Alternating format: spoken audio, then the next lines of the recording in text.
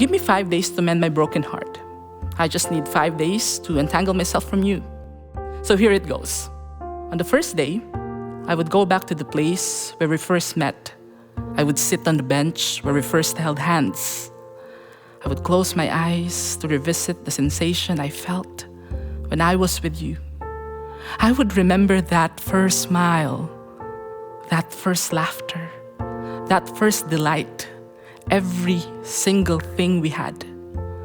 Then on the second day, I would go back to the tea house where we had our first formal date.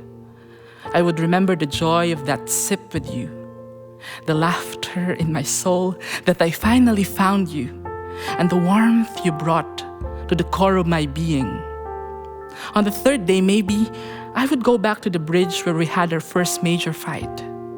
When you got jealous with a friend, and I got so angry with your bickering and hurtful words, I would touch the bridge's railings, like how I would touch your arm for the last time. I am now trying to make it to the other side of that bridge, the place where I will be free from you. On the fourth day, I would ride the bus where we used to hold hands, the time when all I could hear was your heartbeat and the comforting presence that you were with me, but now gone. I would imagine you looking at me while I was sleeping soundly and my head was leaning on your broad, strong shoulders.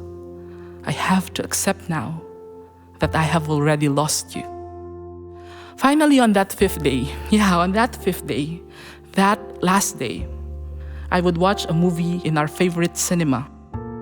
I would sit in the darkest corner of that place and would let my tears flow like a downpour. My cries will be drowned by the laughter from those strangers, because on that fifth day, perhaps I will be over you. No, on that fifth day, I will be over you.